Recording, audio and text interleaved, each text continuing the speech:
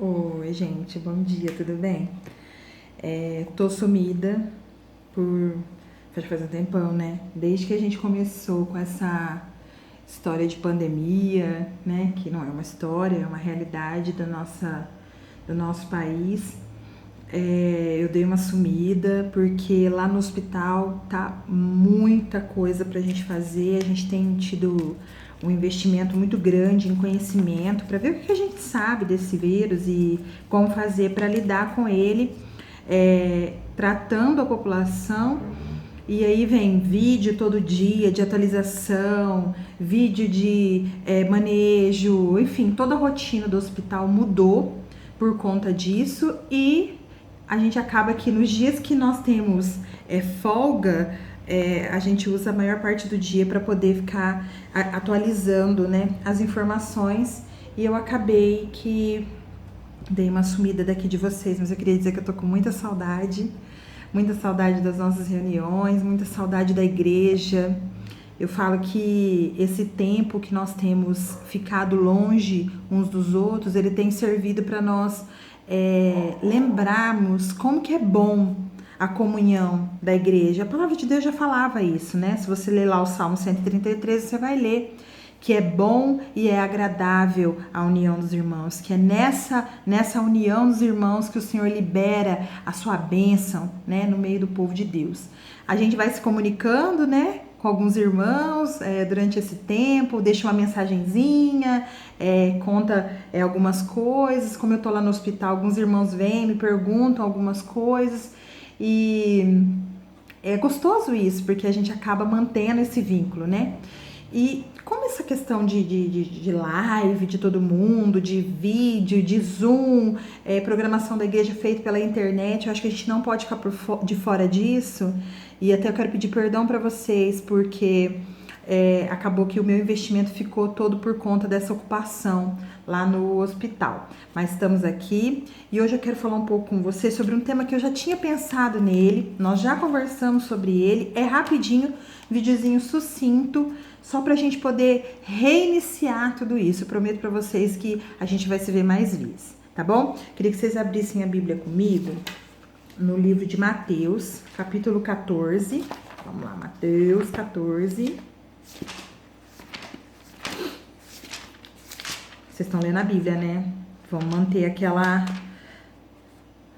perseverança no que nós tínhamos combinado, tá? Vamos continuar lendo a Bíblia, vamos continuar fazendo os nossos cultos em casa. Vamos lá, Mateus 14. Mateus 14, 22. Vamos ler. E logo ordenou Jesus que os seus discípulos entrassem no barco e fossem adiante para a outra banda, enquanto despedia a multidão. E despedida a multidão, subiu ao monte para orar à parte. E chegada já à tarde, estava ali só. E o barco estava já no meio do mar, açoitado pelas ondas, porque o vento era contrário. Mas à quarta vigília da noite, dirigiu-se Jesus para eles, caminhando por cima do mar. Vocês vão lembrar de quando a gente conversou sobre isso. E os discípulos, vendo-o caminhar sobre o mar, assustaram-se, dizendo: é um fantasma. E gritaram com medo. Jesus, porém, lhes falou logo, dizendo: tende bom ânimo, não sou eu, não temais. E respondeu-lhe Pedro e disse, lembra do Pedro? Senhor, se és tu, manda-me ir ter contigo por cima das águas. E ele disse, vem. E Pedro, descendo do barco, andou sobre as águas para ir ter com Jesus. Mas sentindo o vento forte, teve medo e, começando a ir para o fundo, clamou dizendo, Senhor, salva-me. Vamos orar? Pai, muito obrigada por essa ferramenta maravilhosa que é a internet. Nós somos gratos ao Senhor pelo celular, gratos ao Senhor pela internet, por nós podermos, mesmo no meio de uma situação tão difícil na qual nós estamos vivendo, onde nós somos privados da comunhão, da unidade da igreja, nós podemos, mesmo assim, compartilhar da Tua palavra. Louvado seja o Teu nome. Muito obrigada. Que o Senhor fale conosco nessa hora, que o Senhor nos exorte, que o Senhor nos leve àquilo que o Senhor quer. Nós precisamos andar nos teus caminhos. Em nome de Jesus. Amém. Queridos, gente, vamos falar sobre medo. Eu sempre fui uma pessoa super medrosa, então acho que é um negócio que são 2 temas que eu gosto muito de tratar, de falar, tanto aqui na igreja, lá no meu dia a dia, que é medo e identidade. Eu precisava me reconhecer. Quem me acompanha nos meus stories, nos meus status de WhatsApp, eu falo muito sobre essa questão de identidade, porque pra mim é algo extremamente importante. A gente precisa saber de onde a gente veio, pra onde a gente vai e quem a gente é.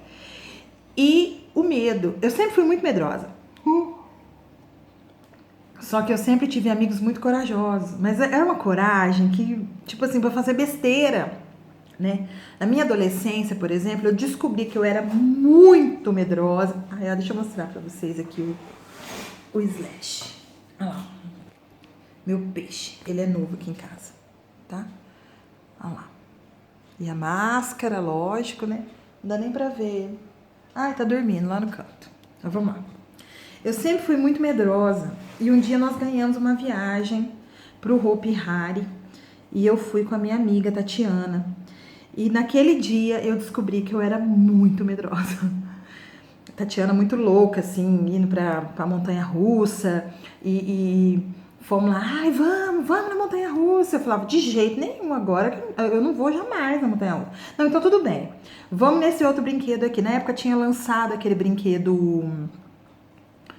Não é kamikaze, é um que você sobe lá no altão e de repente ele te joga pra baixo, assim, em segundos. E eu lembro que era tão alto que nós víamos ele da rodovia. Nós estávamos chegando no parque pela rodovia e nós víamos esse brinquedo. Eu falava, meu Deus do céu, eu não vou nisso nunca. Foi o primeiro brinquedo que eu fui. Ainda eu saí de lá falando assim, meu Deus, existe vida depois desse brinquedo. E aí a Tatiana foi só na maciota comigo, né? Fomos num outro brinquedo mais levinho, que eu gostava. Ela me chamava de véia, falava que acabou comigo, né? Ria, zoava, brincava. E depois, por fim, quando eu dei conta, eu estava na primeira cadeira do carrinho da tal da montanha-russa mais alta, não sei qual que é o parâmetro lá, a montanha mais alta, não sei da onde, América Latina, acho que é de Madeira. Eu falava, pronto, é Madeira, não vai dar conta. Mas eu já tava lá, nós andamos na montanha-russa, aí no final tem aquelas câmeras que filmam suas reações nos lugares mais altos, nas descidas, nas curvas, como você chega, aquilo lá é uma humilhação, porque você vê como que você é medroso, como fica essa cara diante do medo. E eu passei por isso, não contente, eu fui mais uma vez para confirmar, de fato, eu tenho muito medo de altura, e descobri naquele dia. Por que eu tô falando isso para vocês? Esse texto da Bíblia, ele fala sobre 12 homens que estavam num barco de madrugada pescando. Todos nós aqui da igreja, nós temos pessoas próximas de nós. A Bia tem o pai, o Gabriel tem o pai, que amam pescaria, amam ir pro meio do mato e no meio do rio de madrugada para pescar. Acho que é mais legal. Mas tem quem goste. Esses 12 homens estavam no mar pescando. E Jesus tinha ficado e de repente ele foi pra lá. Jesus, tipo assim, eles estão lá no meio do mar, vou lá com eles. E Jesus pega e anda sobre as águas e vai ter com esses homens. Porque, gente, eu acho muito engraçado esse texto, porque eu fico imaginando 12 homens pescadores de calo na mão no meio do mar, na madrugada, gritando de medo. A palavra de Deus fala, aqui no versículo 26, e os discípulos, vendo-o caminhar sobre o mar, assustaram-se, dizendo, é um fantasma, e gritaram com medo. Imagina esses homens gritando de medo, por achar que Jesus era um fantasma. Gente, eu quero citar o fato de nós estarmos na pandemia, porque é uma realidade muito evidente para nós agora. Porém, tudo aquilo que a gente for falar aqui vai servir para você na sua vida. Lá no hospital, as pessoas ouviram falar muitas coisas. E quando eles chegavam até nós, lá na unidade respiratória, que é aquela ala separada, só para nós recebermos os suspeitos de Covid, eles chegavam desesperados. Desesperados chorando, desesperados gritando, desesperados. Gente, nós medicamos, nas 2 primeiras semanas, nós medicamos mais pacientes com antidepressivos e calmantes do que com remédio para gripe. Só para vocês terem noção. O que o medo faz? Aqui, os discípulos conheciam Jesus? Conheciam Jesus.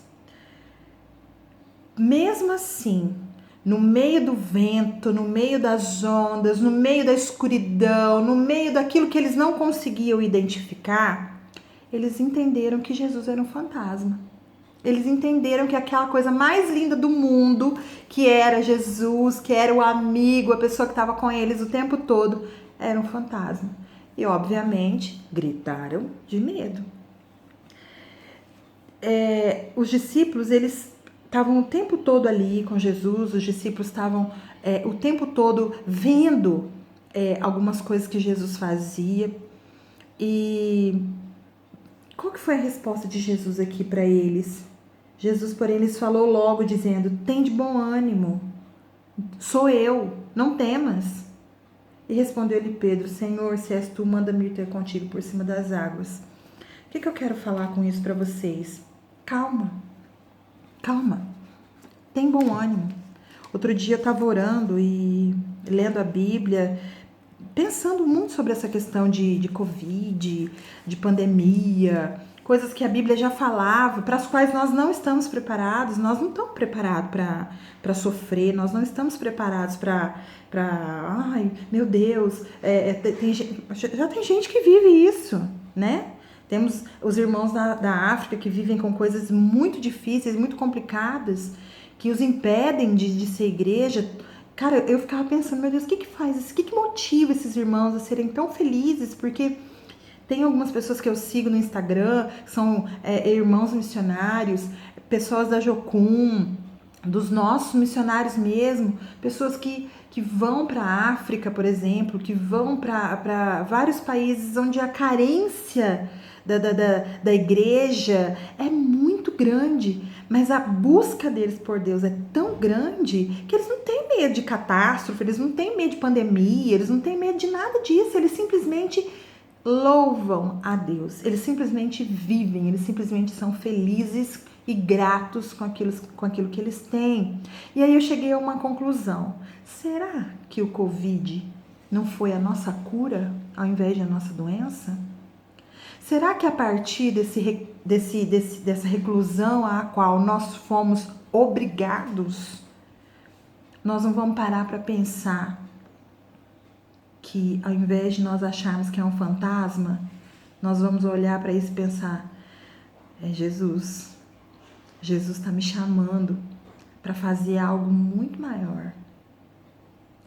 Lembra que eu contei da Tatiana, que ela foi me levando para alguns brinquedos mais leves, algumas para depois me levar para a montanha-russa? Tatiana estava me preparando, porque de imediato eu não queria de jeito nenhum ir para essa montanha-russa. Mas quando eu percebi, assim, tava tudo tão... já tava no meio, tal, que eu peguei e falei: tô aqui, já tô aqui. E fui 2 vezes. E foi o brinquedo mais legal, mesmo com medo de altura. Eu creio que Deus está nos preparando para algo muito maior. Eu creio que Deus coloca algumas coisas para nós, algumas experiências. Eu peço muito para Deus experiências com o Espírito Santo. E aí quando eu vou ver, assim, testemunhos de experiências com o Espírito Santo, eu vejo que as pessoas passam por situações muito difíceis. Mas a glória disso é tão grande, a satisfação é tão grande, que a pessoa não consegue viver mais sem essa presença de Deus, sem essas vivências, essas experiências, essas dificuldades. Dá uma olhadinha lá no meu status do WhatsApp e vê o que eu postei hoje sobre adversidades. As adversidades vêm para nos preparar para algo maior. Eu acredito que se Deus dissesse pra gente assim, ó, Ezequias, Bia, Yellen, Heloísa, Tiago, Wesley, o que eu tenho pra você hoje é isso. Eu acho que a gente ia cair preto e duro pra trás. Porque é algo muito grande, é algo muito maior. O Senhor Jesus preparou os seus discípulos para aquilo que Ele queria. Preparou os seus discípulos para aquele algo grande, maior, extraordinário durante o tempo todo que Ele teve aqui na Terra. E eu acredito que o Senhor esteja fazendo isso com a gente. Não temam, é o Senhor. Em tudo dai graças. Busca na palavra de Deus que você vai ver aquilo que Jesus tem falado para te preparar para momentos como esse. O medo é algo que nos impede de fazer para Deus aquilo que Ele quer que a gente faça. Vamos ler alguns textos que vão nos trazer esperança. Jeremias 29, 11. Vamos lá? Rapidinho pra gente terminar, que eu falei que o vídeo ia ser sucinto. E aí quando ele começa a falar... Ai, só Jesus para me calar. Vamos lá? Jeremias, como eu disse, 29, 11. Diz assim: porque eu bem sei os pensamentos que penso de vós, diz o Senhor, pensamentos de paz e não de mal, para vos dar o fim que esperais. 1 Pedro 1, 3. 1 Pedro 1,